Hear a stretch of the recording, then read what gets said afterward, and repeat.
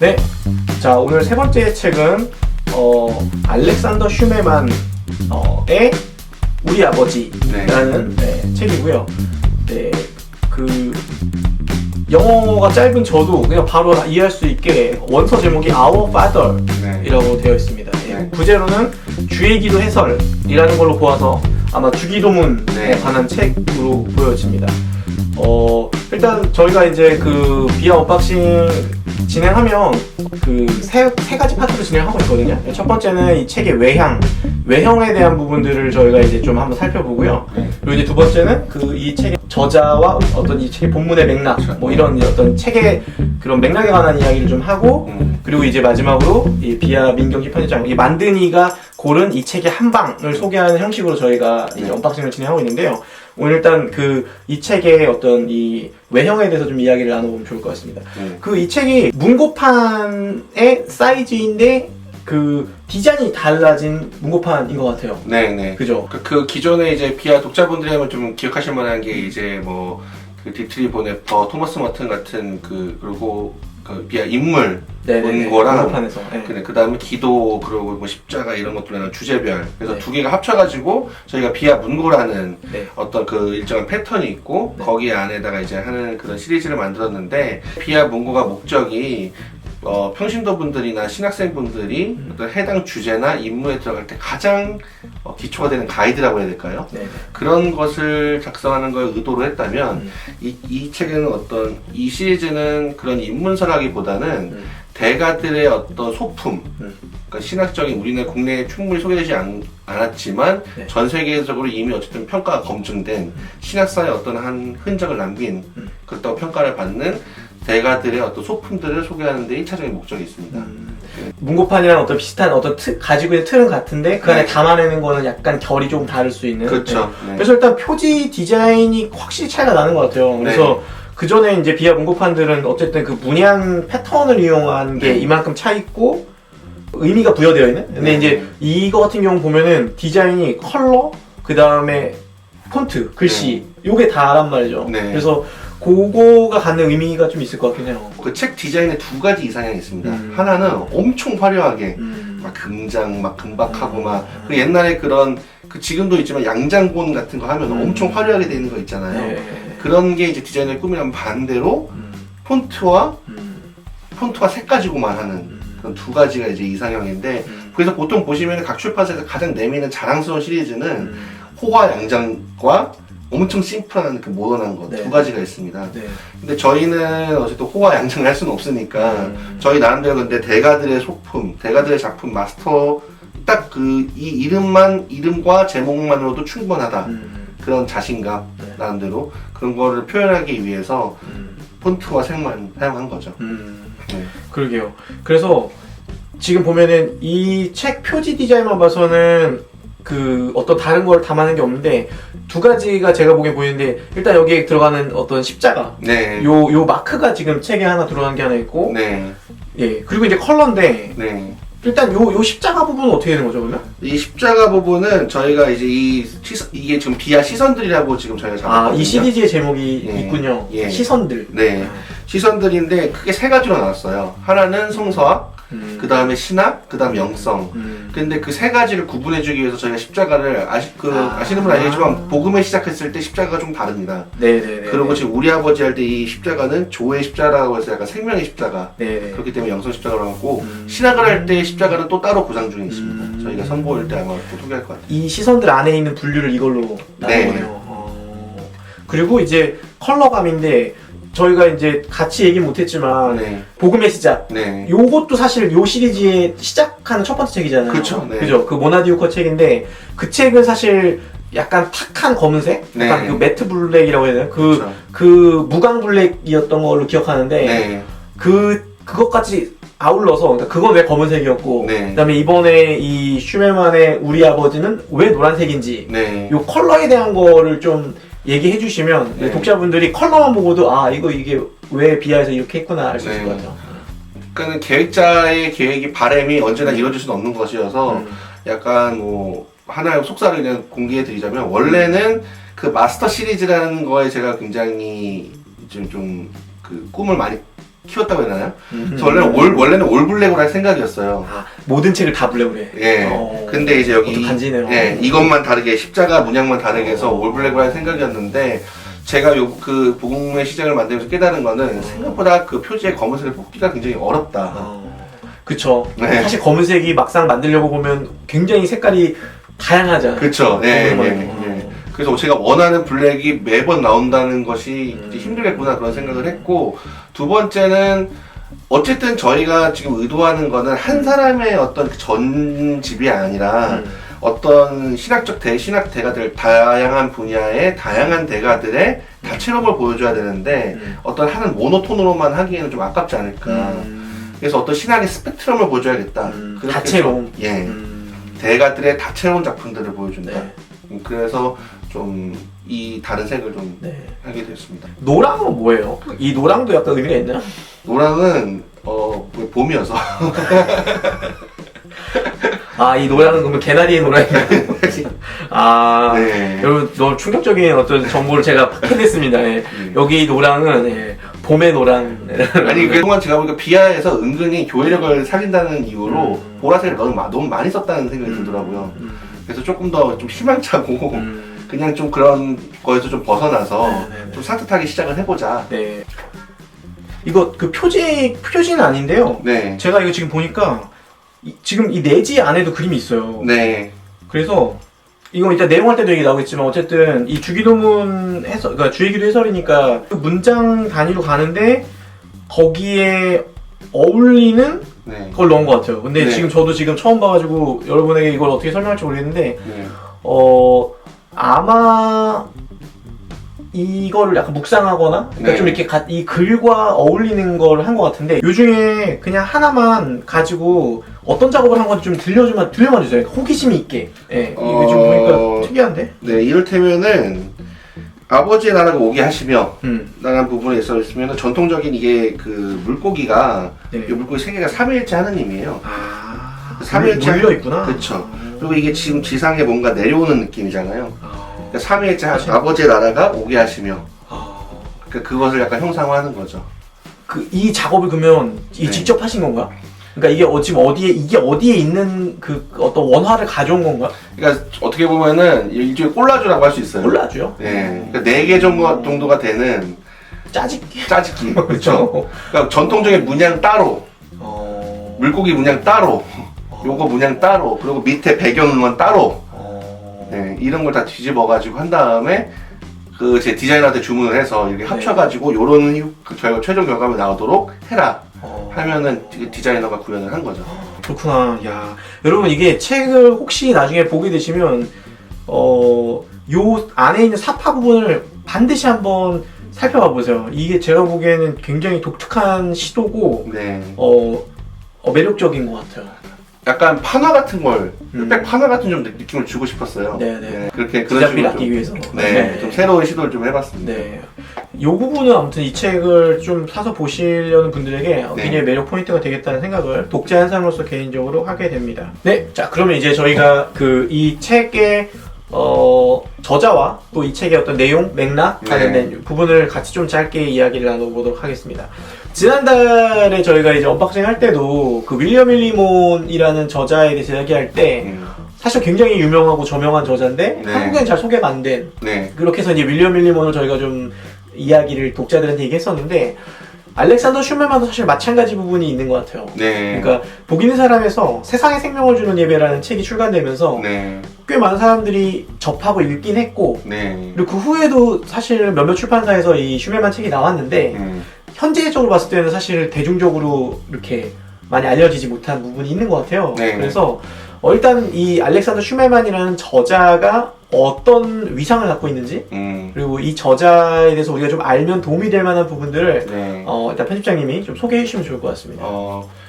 슈멜만은 20세기의 정교회 신학을 대표하는 신학자. 20세기에? 네, 20세기 정교회를 대표하는 신학자. 좀 더 정확하게는 20세기 영미권에 정교회가 소개되는데 가장 커다란 기여를 한 신학자. 이렇게 얘기할 수 있습니다. 20세기에 영미권의 정교회를 소개했다 그랬잖아요. 네. 근데 그게 구체적으로 어떤 맥락에서 일어난 일인지를 좀 궁금한 것 같아요. 20세기 초반까지는 네. 사실은 영미권도 네. 어떻게 보면 이른바 유럽, 영미 유럽 이런 곳도 네네. 사실은 정교회, 보통 우리가 서방교회, 동방교회라고 하잖아요.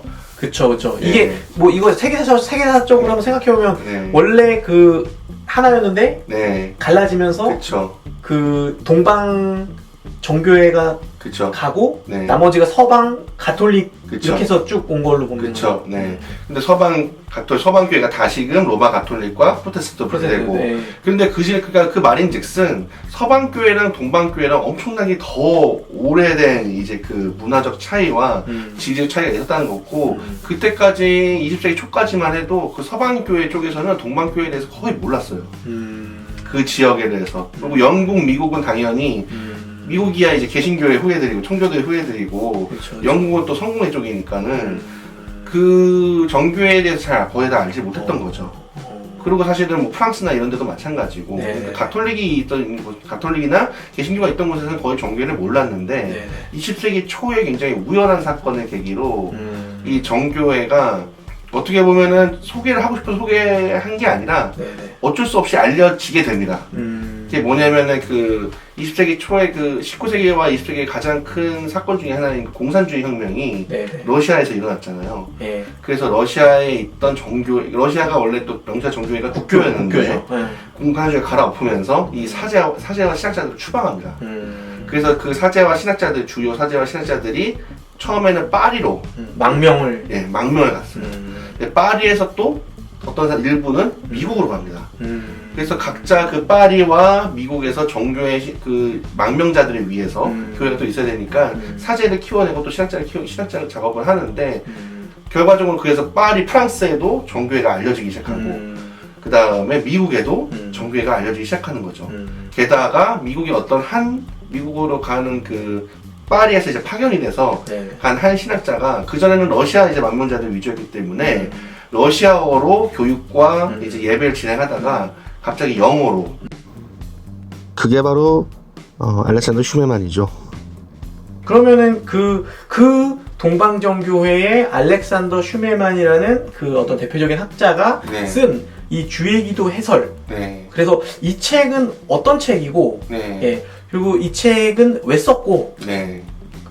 이 책은 어떻게 구성되어 있는지 간략하게 좀 한번 들려주시면 좋을 것 같아요. 그러니까 이 책은 알렉산더 슈메만이 원래 좀 더 유명한 거는 그 우리나라의 그 복집에서 나온 그 세상에 생명을 주는 예배. 네, 세상의 생명 중 예배. 네. 원래 전략자로 더 알려져 있는데, 그 슈메만의 또 다른 굉장히 기여한 점이 그 이전에 공산주의 정권의 그 지하에 있던 소련의 그 유럽 자유방송을 통해서 그러니까는 소련 되게 오랜만에 그쵸, 소련. 실제로는 기독교 신앙을 갖고 있지만 어쨌든 공식적으로는 무신론 국가이기 때문에 예배를 못 드렸잖아요. 네네. 그렇기 때문에 유럽 자유방송이라는 걸 통해서 정교회가 계속 그 라디오 방송을 보냈던 거죠. 그렇죠. 그 극동방송 같은 거네. 그쵸. 극동방송의 복음전파 방송 같은 거에 네. 거기에 이제 라디오. 네. 그래서 한편으로는 그 소련 정권을 향해서 기독교를 변증하고 기독교의 가치를 옹호하고, 한편으로는 그 속에서 좀 고통스럽게 있는 신자들에게 어쨌든 조금이라도 기독교의 어떤 핵심이 뭔지 가르쳐줘야 되니까, 그리고 설교, 그 성경에 대한 어떤 가르침이라든지 그런 걸 전해내는데, 그거에 대해서 가장 큰 기여를 한 게 두 사람을 꼽을 수 있는데, 네네. 한 사람이 앤서니 블룸이라는 앤서니 블룸. 네. 앤서니 블룸이라는 또 영국의 주교죠. 네네네. 네, 그 동정교회 주교가 있고, 그 다음에 또 이 알렉산더 슈메만입니다. 네네. 그래서 이 알렉산더 슈메만의 그 유럽 자유 방송에서 이제 기독교를 소개하는 방송을 한 건데, 그거에 또 감동을 받은 가장 대표적인 사람이 바로 노벨 문학상을 받은 그 솔제니친. 네. 솔제니친이 그 방송을 듣고 네. 감명을 받았어요. 네. 그걸 원래는 기독교인이 아니었는데 약간 회심하는데 도움이 됐다고. 전파 선교사. 네. 복음이 전해졌군요. 네네. 궁금한 거는 주의 기도, 그러니까 주기도문이라는 소재를 다룬 책들이 정말 네. 어마어마하게 많잖아요. 그쵸. 뭐 다 낸 것 같아요, 그냥. 네. 뭐 그냥 한 번씩 다 낸 것 같아요. 네. 그 많은 책들 중에 네. 어쨌든 뭐 그 동방 정교의 배경이 되던 네. 예를 들어 슈멜만이라는 저자가 이 주의 기도를 썼을 때 네. 거기에서 우리가 독자로서 약간 뭔가 좀 차별화되는 지점이라고 해야 될까? 네. 그러니까 많은 주기도문 책 중에 내가 왜 굳이 얘를 또 읽어야 될까? 네. 뭐 이런 질문을 할 수도 있을 것 같아요. 네.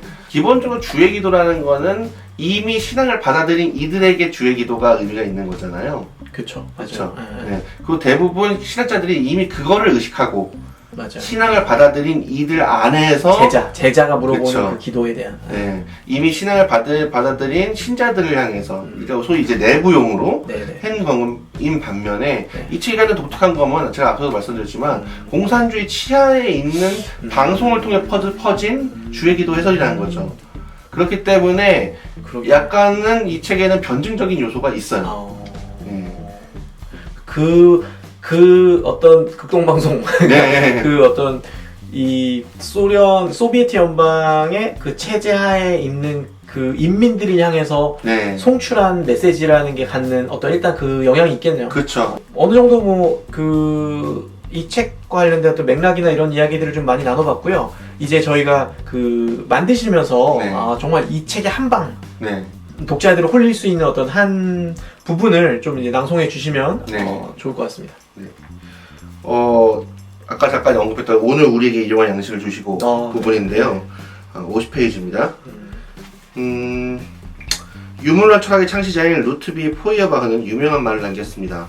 당신이 먹는 것이 바로 당신이다. 하지만 성경이 가르치고 밝히 드러내는 바는 여기에 머무르지 않습니다. 음식을 받아들여 생명을 얻는다는 것은 곧 생명이 창조주로부터 나온다는 뜻이기도 합니다. 이렇게 궁극적으로 생명은 그분께서 주신 선물이기에 인간은 단순히 먹기 위해 물리적 생존을 유지하기 위해서만 사는 존재가 아닙니다.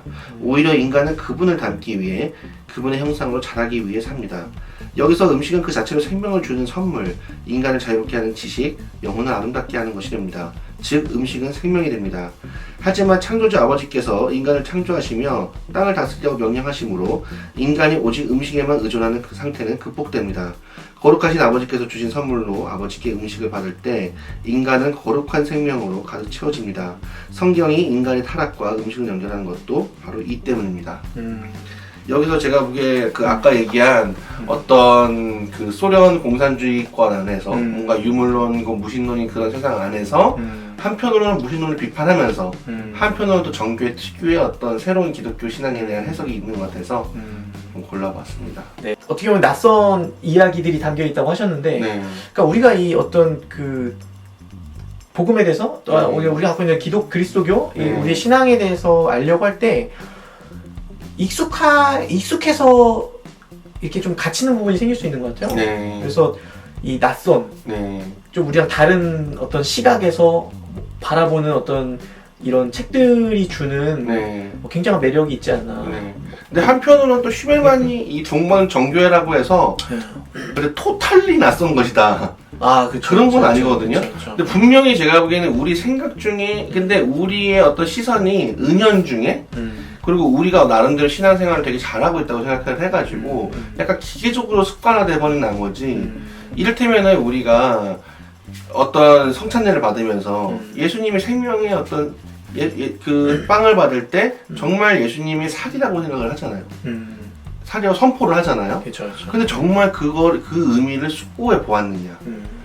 제가 보기엔 약간 이 의미랑 어떤 우리가 진짜 먹는 거랑 연관지어서 잘 생각을 안 한다는 거죠, 실제로. 이미 하고 있는데. 네, 이미 하고 있는데. 그렇게 선포를 하는데, 내가 너에게 주는 내 살이다, 내 몸이다, 내 피다. 근데 이게 정말 진정한 생명이다라고 했는데, 우리가 그럼 먹는 것과 이것과 무슨 관계가 있을지 사실은 생각을 잘 안 해본다는 거죠.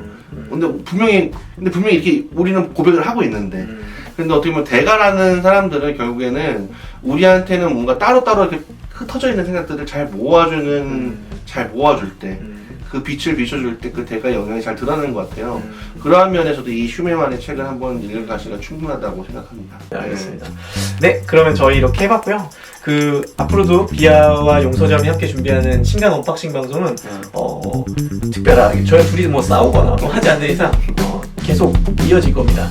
여러분 책을 접하시는데 또 책을 읽어 나가는데 조금이나마 도움이 되면 좋겠습니다. 유튜브 구독, 알람 설정 해주시기 바랍니다. 알겠습니다. 네, 그러면 저희 오늘 방송은 여기까지 하도록 하겠습니다. 감사합니다. 감사합니다.